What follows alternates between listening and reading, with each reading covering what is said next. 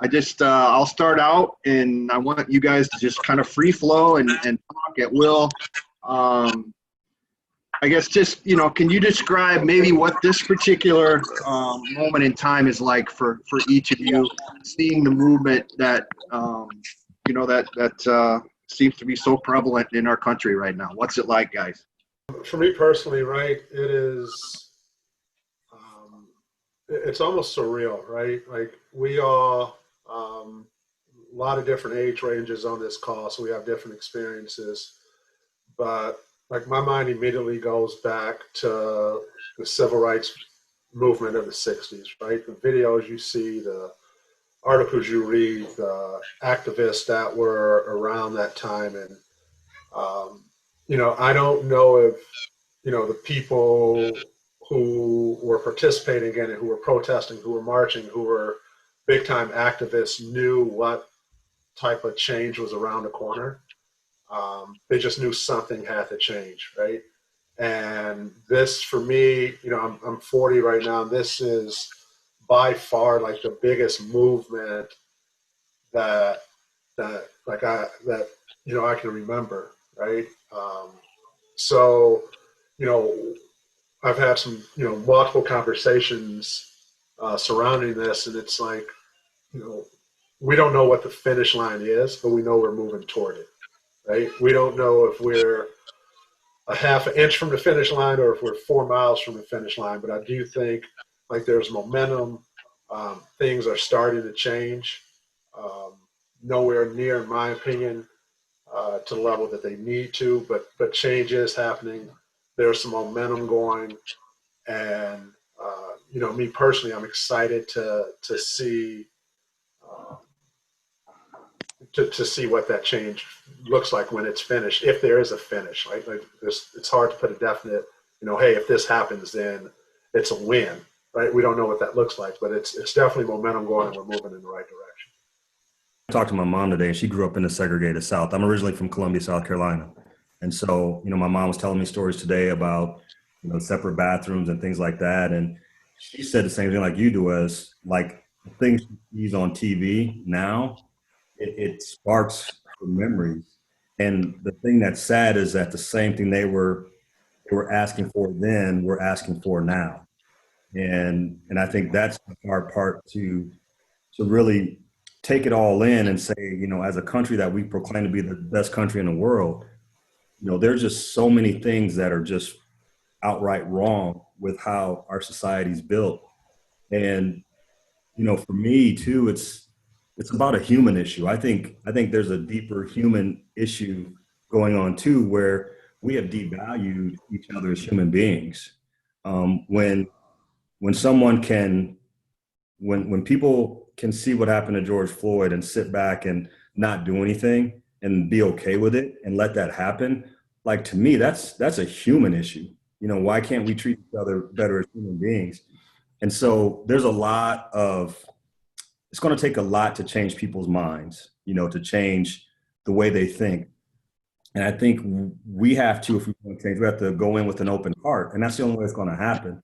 So for me, I look at it not only at a race level, but I also look at a human and a spiritual level that I think we can individually do. We can have talks, conversation, one-on-ones with people and change people there. Because I've been battling, like, what do I do? Because I'm not, I've never been a protester and run out on the streets and rah-rah, but what can I do with the people that I come in contact every day, the people I work with, the friends of my kid, the parents of my friends or of my kids, friends and stuff like that.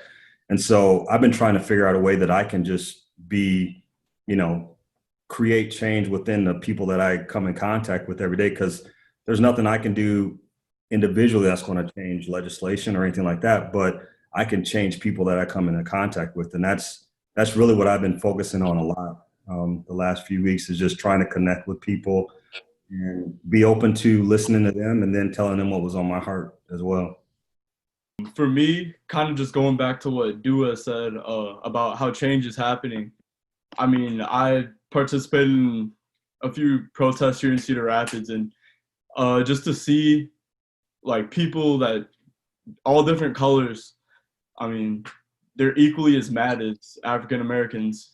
like, I think that's really cool because you probably didn't see a whole lot of that back then in civil rights, for the civil rights movements back then. So like, just to see like so many people, like, I don't know, just come together, I think that was pretty cool because, you know, like right away when you see what happened in George Floyd, like it's easy to, I don't know, just look at people differently, I guess, and just not really know their intentions. And then just to go out and see people just equally as mad, I think that equally upset and they really care. I think that was pretty cool just to see that.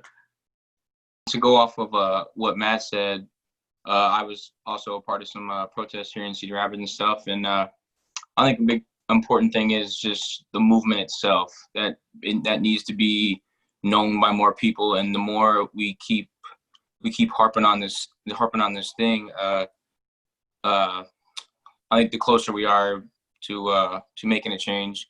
But the minute we stop, it's just going to go right back downhill to where it was, and nothing's going to get better. So I think the movement itself is good.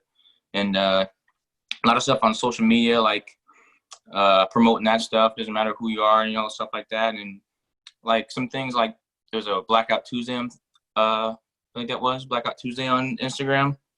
That's good and all to get that word out and that message out about this Black Lives Matter. But it's not about all that social media stuff. We gotta take action. We gotta get out and vote. Whoever can vote, gotta get out and vote to change that legislation. I don't really see much. I was in the Tri-Cities, predominantly white city and stuff, and Pullman's predominantly white. So I haven't been around a lot of the protests and stuff, but of course I've seen all the social media stuff, and it's pretty crazy to see how much stuff is coming out by the day. Like just what we have with social media is like a great aspect to show like everything that's really happening to everyone, and now everyone's coming forward with that stuff. The issue I see is that everyone's posting, all these companies are coming out, and it's like, you guys are just trying to be in the status quo now. Like these companies are just trying to be a part of something where like, where were they 20 years ago? Where were they whenever? But now that everybody's posting, you see all these companies, Band-Aids came out with different colored skin ones. All these companies are posting their black models, but what are they actually doing? They're just doing that. They're just telling their social media managers and all that to post this stuff and throw that stuff out just because they can't go back to their normal advertisements. So they're all trying to fit in, but it's like, are they really going to push for us and push for that action? Like everyone said, we need more action over the words. Like you can post everything on social media. Everyone can post about it because it just takes a few seconds to retweet something, but you actually got to put action into like those posts you make, those and the ideas you have. So I feel like there needs to be a lot more action behind what everyone's doing. I thought the first thing that came to my mind was Wes was talking when he talked about very similar to our parents. When this all first started, I remember being, you know, you guys' age, the younger guys, and I was at Cornell College when Rodney King happened. And I remember being on a college campus as a freshman, sophomore in college, mad in the middle of Mount Vernon, Iowa, like, what we gonna do about it? But what that taught me was the importance of finding your voice and realizing that no matter where you're at, you're connected to something that's bigger than you. So I had a similar feeling during this time because I'm 47 now, and it was like I had to find my voice again. And that voice now is as an older guy. And I wasn't necessarily ready to be the older guy that was talking to a younger generation that now was finding their voice in the streets and protesting and finding those similarities. Because very much like Kenyon said, I was the kind of guy that's like, I don't necessarily have to be at protest to fight because I fight every day, you know, whether it be in the job that you work or the people that you interact with. And that fight is not necessarily a physical, but it's just a mindset that you battle every day. And again, trying to find that voice to connect, to really create change, like Dallas said, not just talk about it. That's where we're at right now, is that people are like, strike while the iron's hot. We're moving. Legislation is moving faster than it's ever have. You know, people are not backing away from pretty difficult conversations. And now, again, as a 47-year-old leader in the community, that's a different feeling because, you know, a lot of our older elders are with COVID as well or not out. They're in that high-risk population who are like, I'm not leaving the house. I think my mom's 70 years old and she's hasn't left the house pretty much besides for her essentials since March. So some of that, again, is just that tug of war internally of what is my place, what is my role as a leader in the community, whether that be, again, as a coach who leads young people, or just as a father who's raising a 14-year-old daughter who has a lot of questions. So I think that's kind of that nebulous area that I'm in. Some days I'm really good, and other days I'm not, just a day-by-day type of deal. I think now more than ever, you are seeing a true division within our country. You know, we're supposed to be a melting pot, but at the end of the day, I think now, you know, it's awesome to see the support and the people coming out, but you also, from the other standpoint, are seeing the true racism and the racist people coming out in full force, combating the whole Black Lives movement, which is something even more difficult to kind of perceive and to see and witness. You know, as a young man and going through some of the things that some of these people that have had their lives taken at a young age, you know, I went through a lot of those similar things, and, you know, fortunate that I'm still here to talk about it. And for us who have children, you know, I have a teenage son who's getting ready to be 17 here in a couple of days, and, you know, trying to explain to him, you know, how to handle yourself, how to carry yourself in our community is a difficult thing, and you know, that you don't have the same level of decency or respect when it comes to dealing with law enforcement, and some of the things that are going on with that is really a trying situation. And trying to explain to him, you know, how to carry yourself and how to be a young African American male in the society, even in a society such as Cedar Rapids, Iowa, sometimes can be a difficult and challenging thing. And much like Kenyon said, it's the conversations that you can have with reasonable people who are, you know, maybe sitting on the fence or not, you know, understanding what sometimes the things that we deal with as African Americans, especially as males, some of the stuff that we've dealt with and some of the things that we've and challenges that we faced are sometimes difficult for them to understand. And I think when they can put a face to that real life situation, I think, you know, they start to at least understand that, you know, there are some challenges that still lie, you know, many challenges that still lie ahead. It's like Duez said, we're a long ways to me from the finish line. You know, when you still at this time seeing people being lynched, you know, as of, you know, the last couple of days, you know, from things I've seen on the news, and, you know, that, you know, it takes you back to, you know, slavery.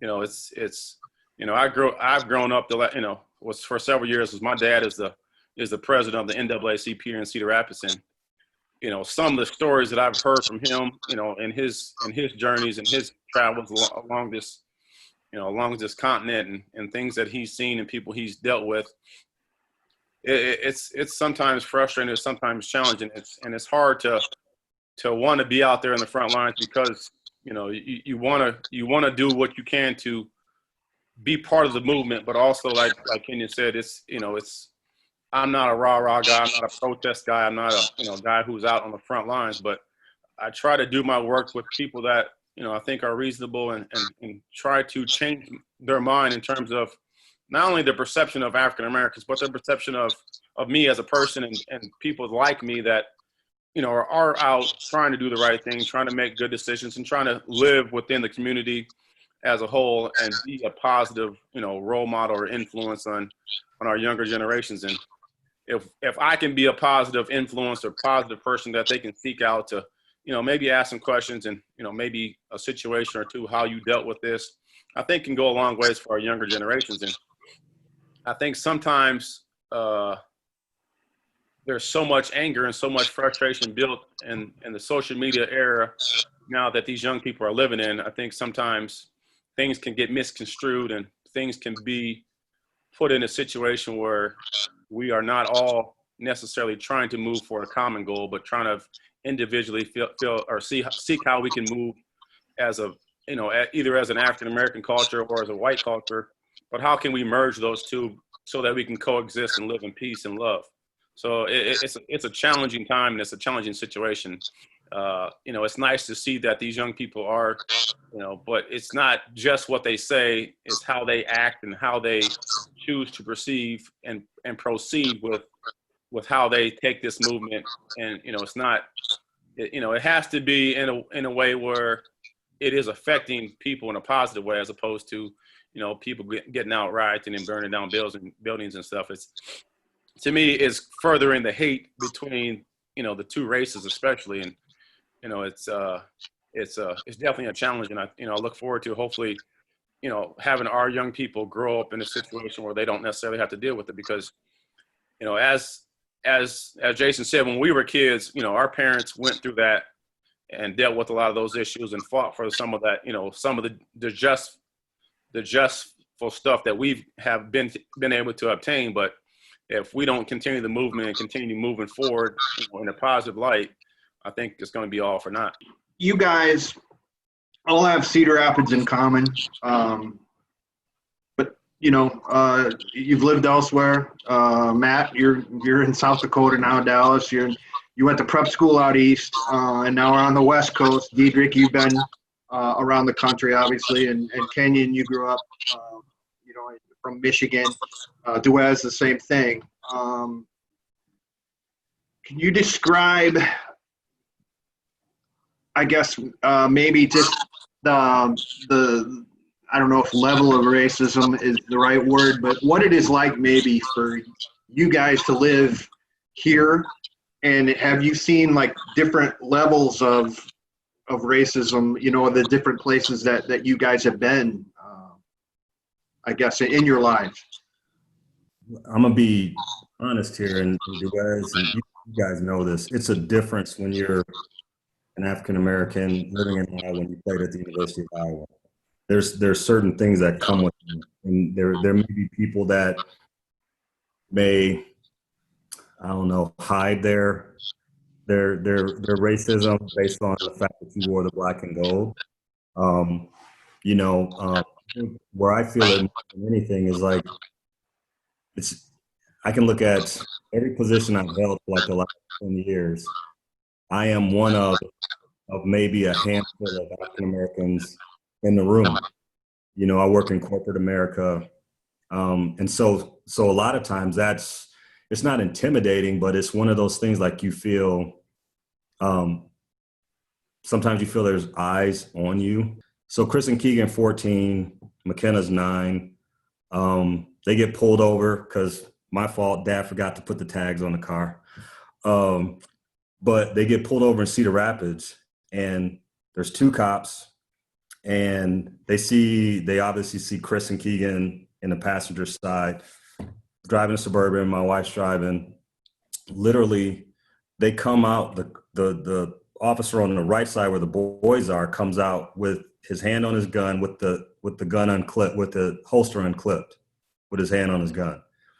And the other officers come in and approaches my wife's window, and he talks to her. And so, they look in the window, they're like, what the hell? And so, they're panicking. They're like, what's going on? And the guy comes over and asks my wife certain questions. They got the license, registration, all that kind of stuff. They end up getting away, but like Chris and Keegan and my daughter, they were like, why did he have his hand on his gun? And my wife was like, that's just, that's how they do. They saw 2, my boys are light, so, but they saw 2 black kids in the car, and they automatically went to that, so, and that's in Cedar Rapids, Iowa. That's with my wife driving the vehicle. But that happens all the time, like kids, you've seen it. We hear it all the time. Our adoptive son, Demetrius, pulled over for what, because he looked suspicious, no reason at all. He's never gotten a speeding ticket, never gotten a traffic violation, nothing on his record, but he got pulled over, with him and a couple of his friends in the car when they were at Co. And so those are the things, like the hardest thing I had to do last week was talk to Chris and Keegan about how if you're in a car and you get pulled over, this is what you have to do in Iowa City. Like, that's that conversation that you didn't think you would have to have, but you need to have. DJ, like you were saying, you're talking to your 17-year-old son, like, hey, if this happens, this is what you got to do. I guarantee you there's, Jeff, JR, you probably will never have to have that conversation, with your kid. And so as a parent, that's scary, but it's a reality. And to be able to relay that sense of fear and seriousness on that, because our boys, they kind of live in a bubble. Things have been pretty nice. You guys grew up in Cedar Rapids too. You know how it is. And so that's the scary thing too, is like when you have to send your son out into the world and you have to tell them that's how you act, or you could be arrested, or you could be shot at or whatever. Like, that's a tough thing to have. So for me, I haven't really felt the racism up close and personal, except for my wife's family, but that's a whole other ball of wax we don't even want to get into right now. So, but that's kind of my take on things. It's more as a parent, just having to have those conversations with your sons and telling them not to wear hoods when they're in Iowa City. Keep your hoods down if you're wearing a hoodie. I mean, things like that. Like, it's the real world, and that's the one part that we want people to empathize with. Like there's no white parent that's having to have that conversation with their kid, nowhere. And but people look at us and say, well, why would you have to tell your son that your kid's a good kid? It doesn't matter, and not all cops are bad and not all kids are bad, but they're treated as such. I mean, it's just the way it is. So sorry I ramble, but somebody else can take over. Kenyon, what you kind of said about, like, JR and Jeff and Nathan, like, you guys will probably never have to have that conversation. And I feel like that's, like, when we sit here, we talk about white privilege, and I feel like that's exactly what white privilege is. Like, not ever have to worry about you'll be judged because of the color of your skin. Like, I feel like that's what because I feel like so many people so easily, when we talk about white privilege, they talk about, oh, I've worked hard too. Like, I've never gotten anything handed to me. I'm like, sometimes that's not what we're talking about. We're just talking about not being able to just move right without being judged sometimes. And I don't know, that's a whole another thing. But yeah, like, I totally understand what you're saying, Kenyon. I mean, a lot of times, like, just growing up in white schools my whole life, like, there's a lot of times I do feel judged, and I can't act a certain way. I can't talk a certain way. I can't, just because I want to fit in and I want to be accepted. I want people to respect me. And I feel like if I'm maybe sometimes my true self, like, that's not going to happen. And so it's just, yeah. I think, Kenny, you hit it on the head, right? And Matt, you hit on it. It's like a combination of both. From level of racism in Iowa that I've felt, there's privilege that comes along with being a Hawkeye, right? Like, I'll be the first to admit that. Like, there's privilege that comes along with that, and that's the truth. But the thing that I would say about it, and this is even like to this day now, where we're at in St. Louis, suburban, predominantly white. When we're out, if we're out, like at a grocery store, if we're out at a park, if we're walking around our neighborhood, I feel that I am constantly put in a position for me to guess why people are staring at me.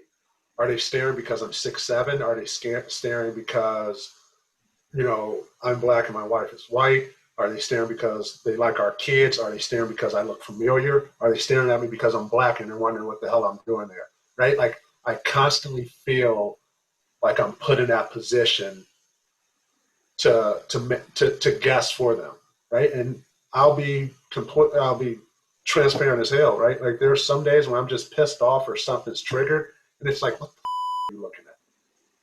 Right? Like, it is, right? And there's some days where it's like, oh, they're smiling. I'm gonna disarm them. Whatever uncomfortable with the feeling they're having, I'm gonna disarm them, and I'm gonna give them a smile. I'm gonna give them a hey. Or, you know, sometimes it's if I have on a Wash U sweatshirt and it's like they're staring at me and then they see my sweatshirt and it's like, oh, well, he's affiliated with a university that costs $70,000 a year to go to. He must be okay, right? Like I constantly feel like I have to judge where the looks are coming from. And it's uncomfortable. It's unfair, and sometimes it creates unfair stereotypes for me going out, right? Like, because I don't know. All I know is I'm looking at them different ways, right? It's uncomfortable, but it's definitely something I would say I experience in Iowa City anytime I'm in a predominantly white space. I can speak on top of that. Just being an athlete, you already get that eye, and especially being a football player, everyone already knows exactly who you are and who you're walking around with. It definitely helps, I'd say, within athletics. Being on the football team, you know, most of our coaches are black or have been around a lot of culture, so they understand more things. But I'm a chair member of the Black Student Athlete Association here at WSU, so I've heard a lot of stories, and we have a lot of like the soccer team come in, cross country, swimming, and they come in and talk, and they're speaking about things like their coaches said, like, oh, they'll make jokes about their hair texture and stuff like that. And it's pretty crazy to see that, because you think these people are supposed to be like your parents, I guess, in some sort, because you're with them all the time and stuff. And you see these coaches that they don't really, I guess they probably don't fully understand. They're kind of naive to what they're saying, but they think it might be funny and stuff, but it's actually like affecting a lot of these people. And they come in and tell us these stories, and you're just like, that's crazy that people that you think are supposed to be looking out for you and respecting you are kind of like talking like that. So there's just a lot of situations like that. And just in my own point, I'm 6'6", right under 300 pounds every so often. So I'm already a big target. So you never understand, like exactly like you were saying, Duez, if they're looking at you for, hey, he's a football player, oh, like that's cool and stuff. Or if they're looking at you because I'll be walking with all my black friends and they're looking at us. So you kind of, and then like what Matt was saying, you can't really move the way you want to, you know. You'll be in a store and we're all in the aisles, you know. So you can kind of see just passing through the aisles that there's workers watching you, or if you're on campus, you'll have just anybody kind of watching you. So there's always that eye, like you said, that someone's kind of watching you, and it's never fun to have. And back on what Matt says, a lot of the white privilege is that type of stuff that people don't see, that they don't have to deal with, like having people watch them or judge them in some certain way. So there's just a lot of stuff out there that a lot of people don't really get to see and experience it the same way. There's two things that come to mind as we're talking. The first one that jumps out at me is, on this call, you have college-educated African-American males, either currently gaining their college education or have multiple degrees. But we each probably have an experience where we felt exactly what you said, like somebody was watching us, following us. They didn't see the fact that we were college educated and articulate and whatever. They first and foremost just see that outward. And especially when you are in a predominantly white area. You know, that leads me to the second thing. You know, I say I've been in Cedar Rapids most of my life. Wasn't born here, but after my parents left, I chose to stay. So I say I've been here long enough so I can love it. So that gives me the right to also criticize it. And there's two things with that. Number one, we know that in order to have change related to us as Black folks, we have to have white people involved, because Cedar Rapids is predominantly white.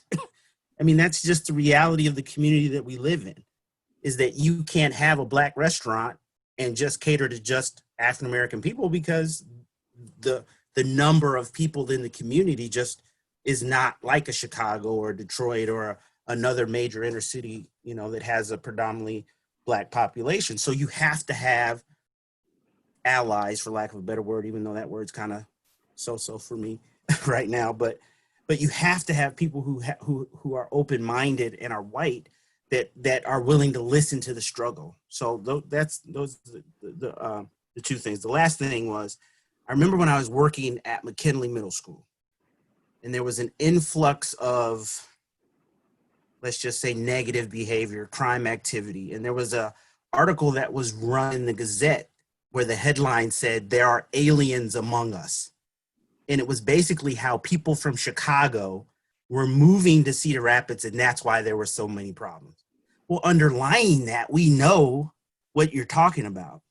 You're talking about there's Black folks from inner city Chicago coming to Cedar Rapids, Iowa. That's why we have all these problems. But what I said to myself is, I've been here most of my life. And some of those same issues were there when I was younger. It just wasn't addressed because it wasn't a huge mass or a critical mass at tipping point.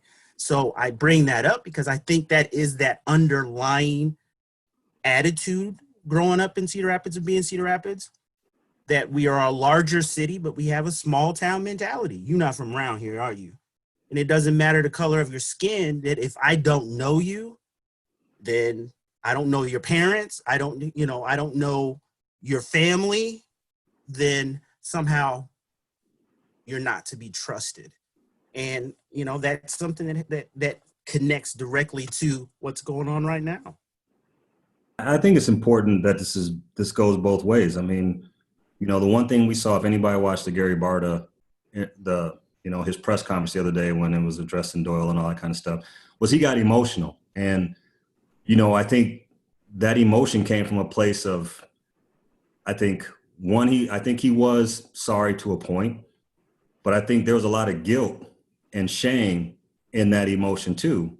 And, from us to you, like this shouldn't be one-sided. Like, what are some of the things that you guys have been, JR, Jeff, like what are some things that you guys have been exposed to over the last couple of weeks that have really made you sit back and go, okay, I never thought of it that way. Or maybe I need to look at something a little bit different because, we do this all the time. It's a constant thing for us.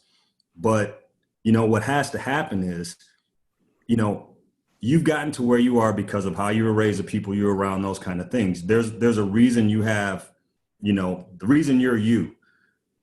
But, what has been on your heart in the last 2 weeks, seeing everything? And I think that's important for us to hear from you guys too, because there's a reason why you wanted to put this together. There's a reason why you wanted to have this dialogue. And so I'd like to know, like, what's been on you guys' heart as all of this is unfolded over the last few weeks. My biggest takeaway, number one, is I thought we were through with all this. I mean, I really thought our generation had gotten over this. I really did. And I guess that is my blind spot. The other thing is, and some of you guys have mentioned it tonight, is that conversation you keep talking about, you've had, the conversations you have to have with your kids, the conversations the kids have had with their parents. I've asked these questions before with some of my friends, some of my African-American friends, and I'm not sure I really listened to the answers to what they were saying. I asked the questions, but I'm not sure I really listened hard enough and really understood. I grew up in a predominantly white area, middle class. I went to McKinley in the 70s. So I did grow up around a lot of African-American people, and I never had a problem with it. My kids never had a problem with it. And so I kind of thought this was beyond us. So I guess the shocking thing to me is that this is all of a sudden, we're not beyond this. And it's actually a lot worse than I thought it was. And that's basically what I was going to say too with JR. Dallas, I reached out to you and told you how sorry I was that I was not informed enough, that I was ignorant to believe that this struggle continues. And that's basically where I come from. I'm a WASH guy too. So, I said that it was a great education for me because, we had so many different types of people that went to school there. And, I think we were the English as a second language school back in the 80s when I went there. So there were a lot of kids from like Vietnam and at the time, Laos, places like that. It was a great melting pot of people. And I treasured that education, but, you get into adult life. And like JR said, it's like, I just, and that's my own ignorance and not understanding that this fight is still a huge fight, basically, if that makes any sense. No, it definitely makes sense. I appreciate both you guys sharing. Kenyon, great question. And I think this leads back to something that Diedrich said earlier, right? Like you're seeing a lot of divisive comments and just division between people, right? Like JR, Jeff, like you guys are willing enough to own up to it that you didn't know it, right? Like there are so many people out there that A, they aren't aware of it, and B, when they do hear that it still exists and that it's still going on, they dismiss it. They say, no, that's because of the choices that you're making. They say it's because it's the bed that you made, so now you lay in it. So now, not only do they not know that not only are they ignorant to it, now they compound that by being so one-sided that they don't want to hear any part of the discussion. And the minute you bring it up, it's shot down, right? And I think that's where a lot of the division is coming from. I think people are scared. I think there's a lot of people that are ashamed that they have felt this or felt the things they felt or thought the things they thought. And then that's hard. As a man, it's hard to admit when we're wrong. But being married, we know we have to do that an awful lot. But young guys, you'll learn. But I think that's what it is. It's a lot of that. There's a lot of shame in that, and it's not that we look at every white person and we see slave owners. You know what I mean? Like it's not that, but it goes back to what Duez was saying too about having to have that thought process of why are they staring at me? And that's a hard way to go through life, but that's the life that we have to go through as African Americans. And it doesn't matter how much money you got, how much celebrity you got, it can happen to anybody. And that's sad. I mean, it's really sad, but I think it's more about shame for a lot of people as to why when that, like you do, I said, when somebody brings it up, they shut it down because they don't want to face the shame or the thoughts that they've had, when they walk away from us. They may smile at us and then they go in their house and, say whatever they want to say about us. And that's the part that hurts a lot is that, like Diedrich, you said it, we try to be upstanding citizens. We try to do the right things. We try to raise our kids the right way so that, that they abide by the law and they're good people in the community.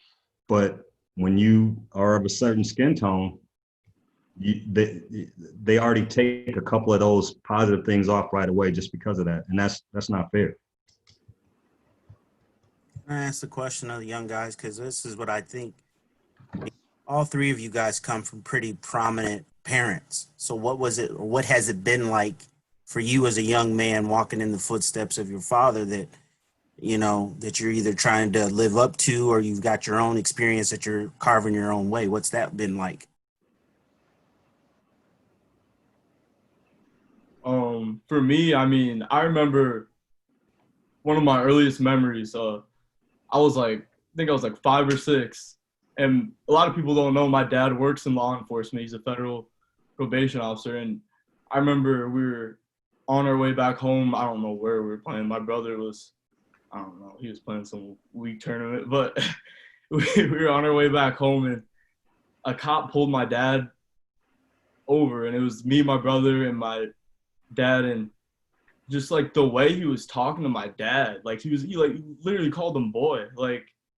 And I remember, I literally just remember just looking at him like, okay, this isn't right. Like, I was like 5 or 6, and I knew it just wasn't right. And I think both of my parents, my mom's white, my dad's black, I think they've done a really good job of, educating me. Since I've been little, my dad just really drilled a lot of MLK into my brother and I and what he stood for. And he's let us know, like, he's educated us. He's like, things are going to happen to you. It's not going to be right. But, I mean, I think just being raised by two good parents, I think it's helped a lot and helped me understand more of where people are coming from and just understand that things are going to happen. But, I mean, it's not all right. Like, I still gotta fight it and hope good things happen.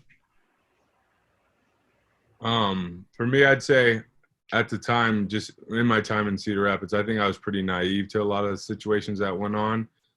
Just because I think there's plenty of times I think I've seen my dad get pulled over a couple of times, and I didn't really look at the situation, but now when you look back and think on it, you could tell that the way he had to hold himself around like authority and law enforcement was different. And I'm kind of naive back then to see that type of things, but with all the stuff kind of coming out, you kind of see it more. And just being around him, when he went to his stuff at Mulligan's or his stuff over there, you kind of see how people would look at his table with all, his whole crew over there. So everyone would kind of stare at his table there. So I kind of started seeing this stuff as I get older, that, everyone looks at someone that's my dad's pretty well known in Cedar Rapids. A lot of people know him, but then there's all those outliers out there that kind of look at him and his friends and still think, hey, who are these people? Like, what are they good? Are they bad? Kind of what we were saying. So I'd say I was really naive to a lot of things that I saw, but now the situation going on and just growing up and seeing things now,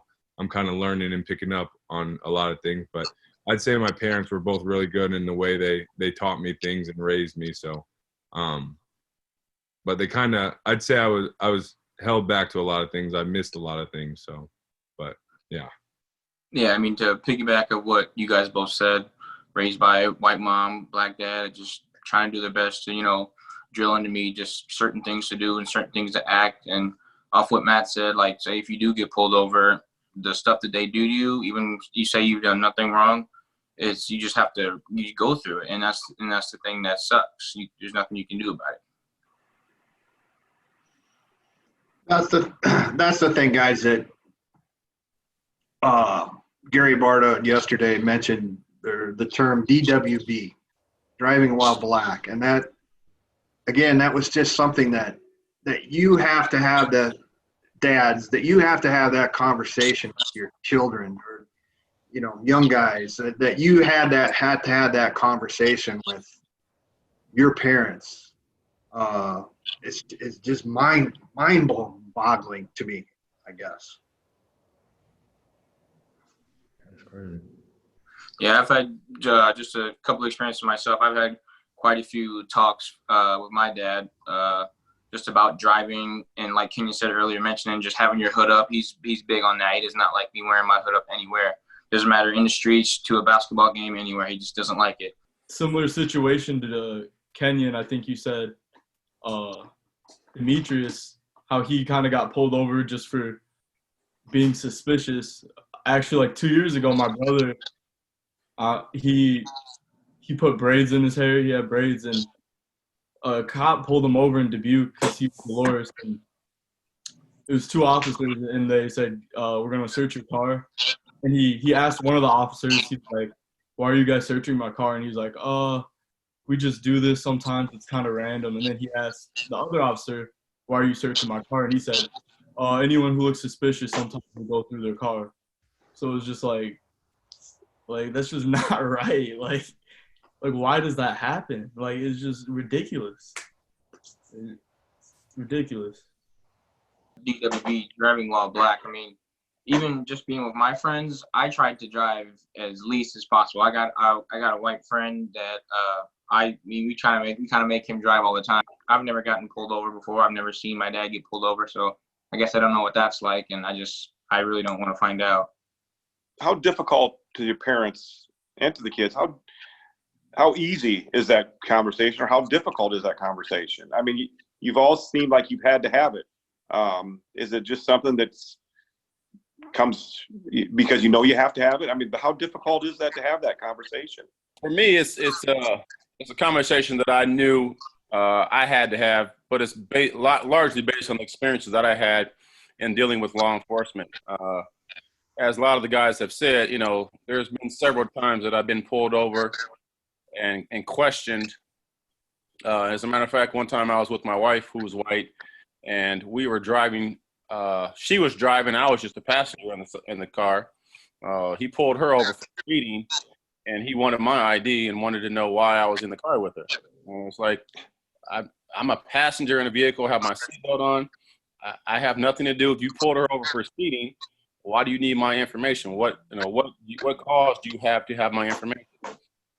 Fortunately, my kids are with us who experienced this situation, and you know, I obviously gave my information because I knew I hadn't done anything wrong. But it's the, you know, sometimes it's unjustful, and it's difficult to have kids experience that and see that for the situation as it is, and knowing that he may be in a situation, and if he doesn't comply with certain things, and that's why I tell him, you have to be careful who you hang around with and who you are who's in the car with you, because you may not have something, they may have something, or have a situation where you may not come home at night because of that situation, and things don't things can escalate very quickly, and times can turn at the drop of a dime, when you really are just going about your everyday life. And it's frustrating, that you have to deal with that. But, fortunate for a lot of us, it's the reason that we make it home at night is that we are trying to live life the right way and comply to the rules and regulations that they set forth. But it's unfortunate that we have to be questioned and criticized and unjustly searched and seized and everything that, with the things that are not within the law. We don't have to let them search our car, but if you don't let them search your car and it's just you and him, what kind of thing can be happening to you out in the, in a dark road, or, on an interstate, and he wants to search your vehicle. Fortunately, for me, I've never been in a situation where, things have escalated because I didn't have anything. But, some of these young people, who are a little more combative and don't necessarily understand the rules of how they handle themselves in that situation, things like I said, it's scary that, I know my son, being with some kids who may be doing something that's not, within the law, and they are riding in the car with them, and, they smell smoke or they smell something, and next thing you know, I get a call from a sheriff. My son is, at the morgue or, in jail. And, a lot of times it's really a scary situation to have, not knowing, how to properly handle yourself and being able to answer the questions and give the officer what they want without having to be concerned about what may happen, if you don't. Yeah, I think, Matt, Willie, Dallas, it's probably a harder conversation for your moms to have. Because I remember just talking to Christian Keegan, my wife was beside herself, because she's fearful of when you leave the house, that depending on the situation, you might not come home, or, and so for us, I think a lot for us dads, and Diedrich, you can, maybe piggyback it. It's that conversation we know we have to have, and it's like a man-to-man kind of thing, like that rite of passage conversation, which sucks. But I think for our wives, your moms, it's a difficult thought for them to process, that we have to tell our son that he has to do these things or he might not come home. Like, that's a tough conversation. So I think it's tough for the moms, but for me, like, my wife brought up two situations. I swear to God, I didn't even remember them. But one was when my dad got pulled over. We were going from a wedding to the reception, and my dad had a Lexus. Not speeding, Davenport, got pulled over. I was in Anamosa playing basketball with my brother-in-law on the court. Two cars drive by, yelling expletives, whatever. And that happened. So my wife is like, for her to see these things go on, it's really hard for my wife. It was really, really hard for her to have a conversation and to make it real to our boys. Like, this can happen. Like, Willie, you said you never been pulled over. My boys have never been pulled over. But when that happens, you better be prepared to do what you got to do to get out of that situation and get home. The thing is, there is an automatic fear when they see an African American male, and there's a natural fear for, that's put in an officer's eyes as we're all thugs or we're all criminals, we're all gangsters, we all carry weapons and drugs, and it's sad that you already are perceived to be that prior to any information like Jason said earlier. As a college educated man, African American man, it's hard for you to to witness that, and you're already perceived to be a risk or a threat to that person in the situation, and you haven't even had a word or any kind of exchange. The conversation I've had with my daughter has been a little different. It's not the talk in terms of, she's 14, she's not driving, but it connects directly to what we talked a little bit about with the movement and what you can do about it. Really impressed with the protests that are going on and the fact that, in some cases, you've got kids who are recent high school graduates who are getting hundreds and hundreds of people to respond and to protest and be in the streets to say this is not right, we're not going to take it anymore. But the conversation I have with her is that it can't just be the social media TikTok selfie moment where you get on your hat and your clothes and your t-shirt and you're posing with your friends and you're more concerned about who's going to the protest than what the protest is about. So I think that's a similar conversation, because like you said earlier, if we were truly done with it, why am I having a conversation with her about standing up for her rights and knowing how to speak out at the age of 14? So the thing I have had to talk with her about is watching out for the little knucklehead boys, because they come sniffing around, and understand that you got to understand who you getting in the car with and what they're about and how they're presenting themselves. So it really is what you said earlier, Kenyon, that it's not just a white-black thing. It's also, you got to make sure you know who you're surrounding yourself with, period. And not just going along because everybody else is going, and now you end up in a situation that you don't know how to get out of. And I definitely say it happened a lot sooner than I thought I was going to. She's getting ready to go to high school, so maybe not. But it's like I said earlier, I didn't think I was the old dude. I'm still thinking I'm the cool, and now all of a sudden I'm the dad who's having to have these tough conversations with my 14-year-old. And when I tell you it knocked me for a loop, because I'm used to calling my dad up and he's having those conversations, and now he's not there because he's gone on, and it's my turn, and there's no one else going to have that conversation with her but me. So you can't run from it. You just got to be willing to do it. Two things, I guess, two parts to this. What would you tell, someone like me, JR, whoever, that what we need to do to help this movement continue moving forward?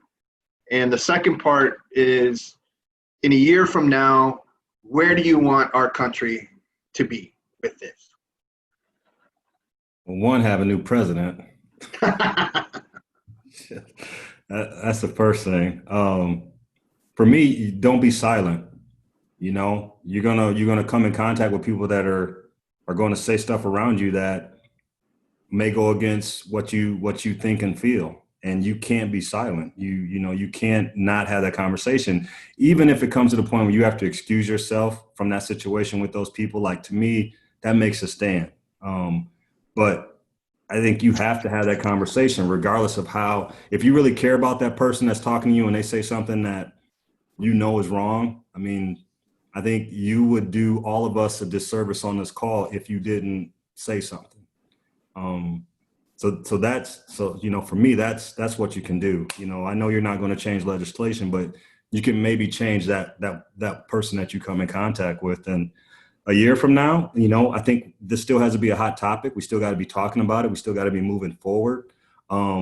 Dallas, I want to go back to what you were saying about companies, kind of jumping on the bandwagon right now. I think what we've seen is the movement has given people a voice that they didn't have. You see people that would never say anything against the president come out and say things about the president, Republicans, things like that. So I think the movement has given people a voice to say things maybe they've been wanting to say for a long time. And maybe that's certain companies too. But I do agree with you that some of these companies are just using it right now to ride the wave, to come out of this COVID situation and make some money. But I do feel that there are people in situations like that or positions of high authority where they've been wanting to say things for a long time, but they knew if they did, they would lose a percentage of their revenue or what have you. But now they can say those things, and and if those same companies continue to do this year after year after year, then they're the ones that are in it for the long haul. But yeah, it's got to continue to be a hot topic, and we have to continue to do our part individually to talk to people, to keep spreading it. You guys as young people, out in Pullman on your campuses, in Des Moines, or no, you in Boone, you're not in Des Moines. But no, I mean, being voices too, and being willing to say stuff, or excuse yourself from a situation that is not right. So that's just me. I think you might have me by like a few months, Jason, as far as the old guy on here. For me, the biggest takeaway, I think, is we got to do better as African American people within our own communities, within our own,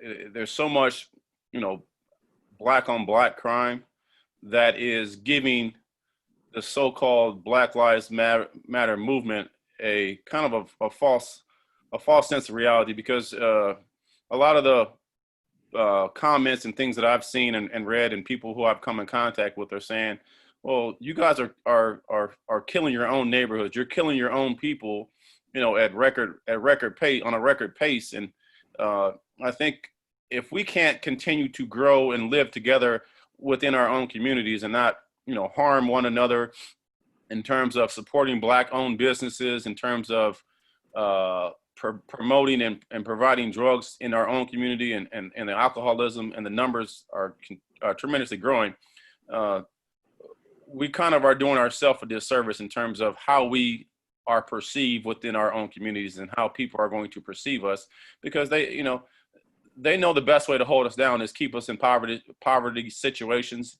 and keep us in a situation where we are harming our own people at a record pace. And if we can't coexist and live within our own communities in a peaceful, supporting nature, I have a hard time believing that any other race, especially a Caucasian race who has been in power, for generations and generations, and know the way to keep themselves in a powerful position, is they have the money, they have the financial backing of themselves, and they can see the strength of the African American community, especially, and the amount of things that we can bring to the table, and the successful things that we've done in this country.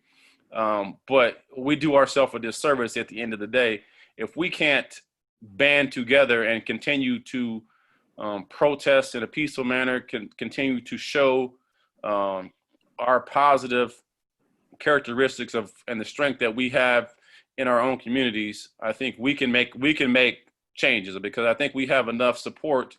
But if we continue to kill each other, we continue to harvest, negative thoughts and aggressive behavior, I think it's going to be a challenge for our country as a whole to move forward and somehow get to a situation where we can be completely merged and completely looked at as somewhat of an equal. I don't know that I'll ever in my lifetime, or obviously it would be obviously a great to see, but in our lifetimes, I have a hard time believing that we're ever going to be looked at as equal to, based on more than anything, the financial backing that the Caucasian community has.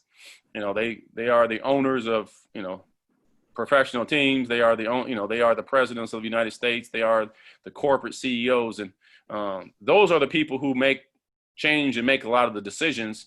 And if we can't somehow show our strengths in numbers that we can get people in those positions, I think we're going to always be in a situation where we're going to be somewhat inferior, and they're going to look at us as inferior. And if we can't put our strength in numbers and in positive actions, as opposed to, and a lot of times it's a lot of the stuff that is going on is media driven, and it's, the media controls the narrative in terms of, how things are perceived. But as long as they fear us and we are a threat to them, they're going to continue to try to hold us down. And if we are playing into their hands by continuing to harm each other, and if we can't have that positive interaction within our own communities, it's going to be hard for us to ever move forward. Number one, with baseball and softball going on, and I didn't realize what that was about until later on when I got home and I read the newspaper about the Des Moines Roosevelt baseball team that decided to take a knee during the national anthem. That I think that this is an issue that we're going to continue to deal with over the next year. As a coach, again, helping young people navigate and find their voice and say, how am I going to handle if my girls say we don't want to stand up for the national anthem? That we want to continue to protest.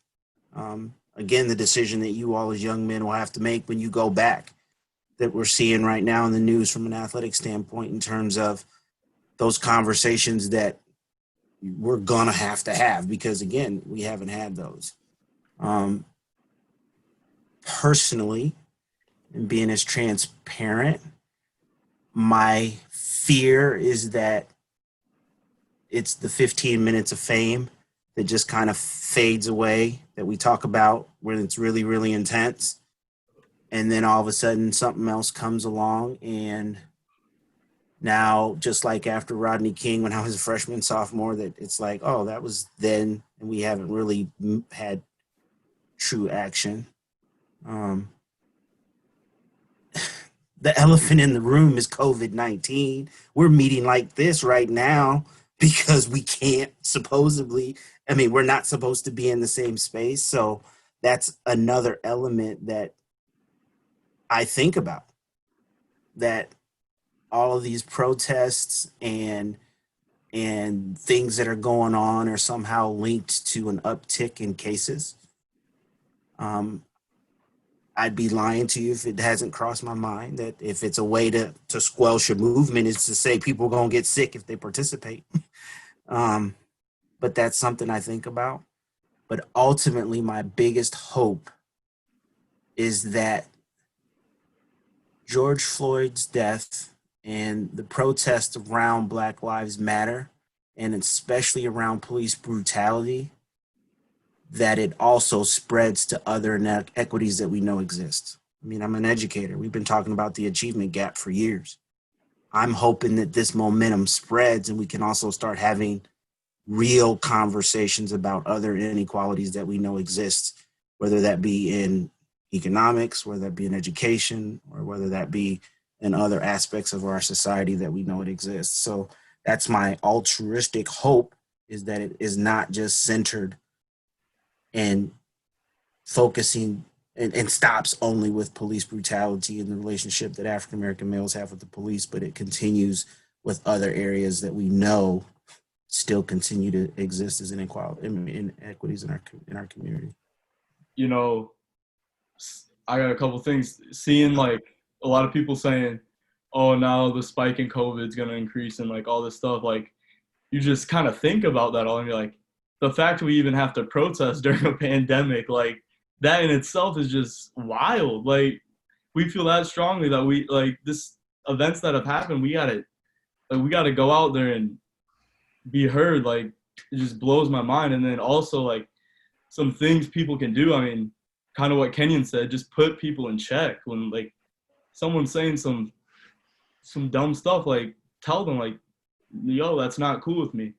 And like whether that be family members, friends, whatever. And another thing is like I love teachers and stuff, and I think that in education. I feel like in school, like so often it just, when we talk about racism and slavery and segregation, all that stuff, it just kind of ends at, oh, the last racist person killed MLK and now racism's over. Like, we don't really talk about its effects still today, and kind of what you said, like economically and all the different ways it still affects us. So I feel like people need to, if schools aren't going to educate people, I think people got to take it upon themselves to do it and read books and watch movies, and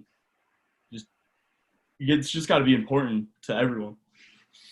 Something that I think is big, and I talked to Jeff about it, is kind of the term I kind of call them like exponential, like growth factor.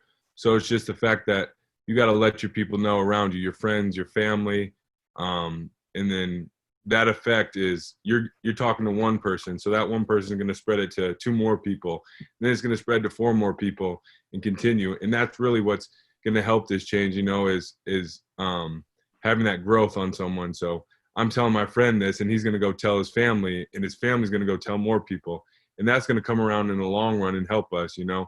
As long as we get more, like you said, allies or whatever on our side, nothing's going to really happen. So we need that change, and we need that exponential growth, and sharing the right thing and educating people the right way. Like, hey, this is wrong. Like, hey, we're not like this, or showing them the right things and making sure people know that it's going to help in the long run. So then it's more beneficial for your kids and further down the line. If we keep affecting more people, it's just going to reach a higher audience, and that's kind of something big that we need just to get that out there. So I think that's really something that's really important, and something that I'm trying to do is, just because I'm starting to become a big figure over here at WSU. I work for the athletic department. I'm part of the BSA, and I've taken on a whole bunch of roles. I'm trying to use my platform to push more things out and talk to people and get the right message out there, and kind of just use everything I have and take it as far as it can go. So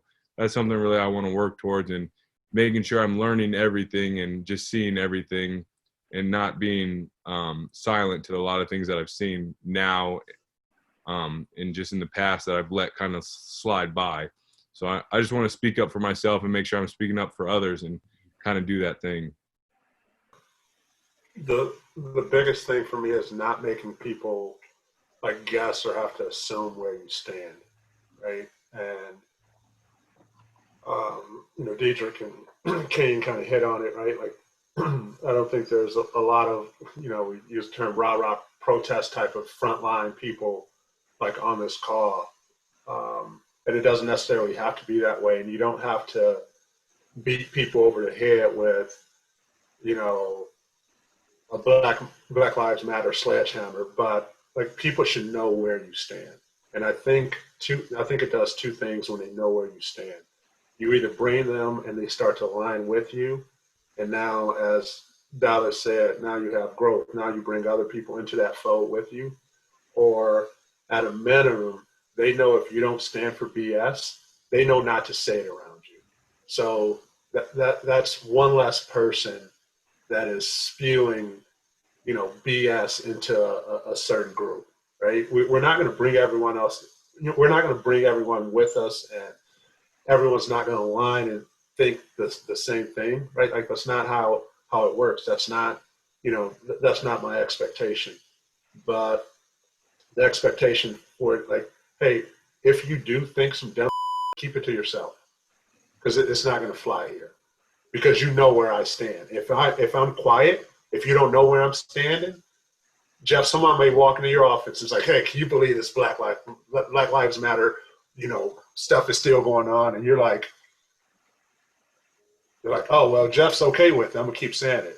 But if you're like, you know, I understand where they're coming from or whatever, he's not going to come in your office and say that anymore, right? So I just think in whatever avenue, in whatever avenues that people can choose, like, make sure people know where you stand. Is there one last thing that all of you maybe want to say? Parting shot, so to speak.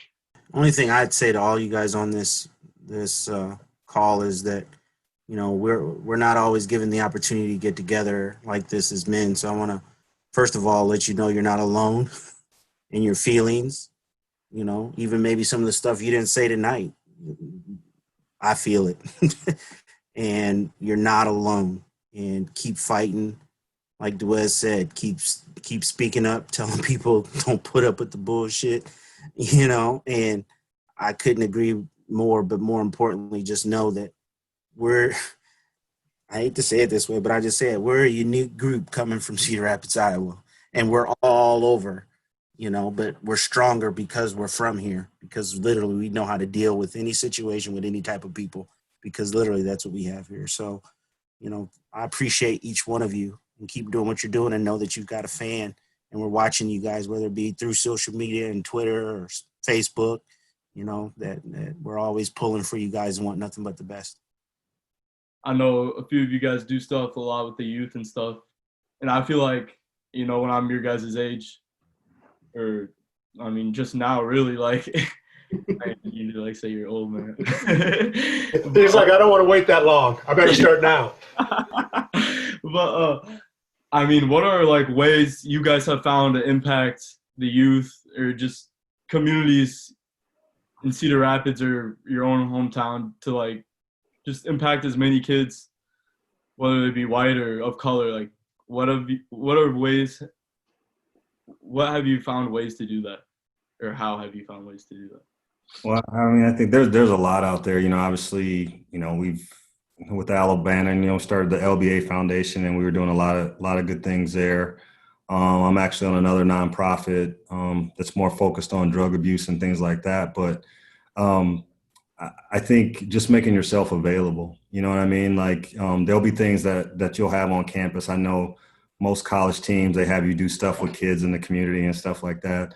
But there's great opportunities like that. I mean, you know, Diedrich, his dad's got he's got avenues of outreach that we can do in our own community and stuff like that. So I think all of it's, you know, there's definitely opportunities for you, Matt, in Cedar Rapids, and anybody, and there's a lot of us on the call that can help you get hooked up with some different things. For me personally, I'm trying to do things within my company to uplift some of the African Americans. I'm lucky that we've got 2 upper level managers in my company. First time I've ever seen it, working in the dental industry, that we've got, and trying to get more people. I'm trying to get more people in the dental field for sales and stuff like that. You know, we look for athletes. So if you guys ever want to sell dental stuff, come holler at me and I'll try to help. But I think the biggest thing is just making ourselves available to people. If someone asks you to talk, go speak. You know, if someone wants you to come to a class to talk, go talk. You know, talk to kids, because that's where it starts, man. We got to build a foundation. We got to, you know, like Diedrich said, we have to do better in our own communities, but we've got to do better with our youth and make sure that we're providing a great outlet for them, show them what you can do with hard work, but then also be an ear for them too, because there's so many of these kids that just need somebody to listen to them. And you'd be amazed how you can change a kid's life. We took one in 8 years ago, you know, and, you know, he graduated from Mount Mercy, played football, and, you know, and so we did do something, you know. I mean, even if Demetrius is the only kid that we ever changed, we did something, you know what I'm saying? And so it can be one person, it can be 10,000, but just make yourself available and open to the opportunities that may come your way. I think just being involved in, you know, share your experiences. I think, like I said, we've all had unique experiences that have taken us to different places and different times, and had different interactions with different people from different cultures. And I think if we can share that back, you know, as a mentor or as a parent figure, you know, because I think sometimes it's a lot of things are lost within the translation of, you know, parenting. There's a lot of single parents, especially in the African American community, and you know, a lot of times the father figure is gone from that equation. And I think sometimes, especially with our young African American boys, they can lose sight of the fact that they don't have a father involved in, you know, they feel like their choices and avenues or options are limited. And I think if we can, you know, and it's not just with the African American community, because, you know, there's a lot of young, Caucasian kids and Asian and Mexican kids that have, a single parent family and don't have a role model or somebody to look forward to or ask questions to or have in their corner to back them and help help them push them to to have some success other than it seems like the African American community is largely sport oriented. I'm going to make it to the NBA, I'm going to make it to the NFL, and it's a hard, sometimes it's a hard pill to swallow that it's a very few people that ever have that opportunity. And obviously it doesn't come without hard work, but there's only so many people that have that opportunity. And if everybody has that goal or bust, it's you have a lot of kids end up with the streets without education, without some positive, and I'm currently working in the trades, so I know exactly what that's like. And I think it's a great avenue for young people that don't necessarily know what they're going to do. And, college isn't for everybody. And I understand that. But for some of our young African-American kids, they have to have some goal bigger than, just professional sports, and have backing and avenues to try and transition their life into a positive, some type of positive interaction other than just, well, I'm going to be an NFL or NBA player. Or I'm going to be on the street selling drugs or part of a gang. It's, there has to be some other choices and avenues that are given to them. And I think it only comes with positive interaction with people that are trying to push them in the right direction, who are in their corner to support them. But if we don't do that as the leaders in our community, and we don't show them that there are avenues and there's different things that you can do to have a lot of success, you'll live a comfortable life. It may never be an NFL or NBA player that flosses millions of dollars, but you can have a very positive, successful life and have nice things, a nice home, nice cars, and be able to interact with people in a positive way. I think that goes a long ways to hopefully pushing those kids to, either stay in school or, get into the trades or have a different career in mind, as opposed to just playing sports. Be willing to be present. I mean, each one of us are in avenues where, as we said earlier, that you have to be willing to be the only one, and not shy away from it, and then last but not least, understand that you are in the best training ground right now. You're on a college campus that has issues, that has organization, and to me, the entire college experience, not entire, because it's about kicking it and having fun too. Let's not, you're going to have some fun. But it's also about, I keep going, find your voice. What is it that you stand for? What is your non-negotiables? And so much of what you guys are doing now is developing that so that when you walk out of that environment, you know who you are. And then you walk into the next environment, whether that be in the trades or whether it be in a profession, or I'm going to put a plug for education. We don't have enough African-American males in our buildings. We have a lot of coaches, but we don't have people in the classroom that kids see every single day or interact, when stuff is going on in the hallways. So don't forget about us, and be willing to come back, even if it's for a little while, and say, I need to be visible, because as well as I do, that's probably your most often point of contact is going to be in somebody's classroom, from 7:50 to 3 o'clock every day at the high school level in Cedar Rapids. So, keep training, keep getting involved, keep doing what you're doing. You guys are all doing really good things, but don't be afraid to come back, and be seen in those environments where we need to see you. I want to thank you all very much for this. It was awesome. It was educational. And I hope that we reach a lot of people with this. So thank you for giving us part of your evening. You're all wonderful people.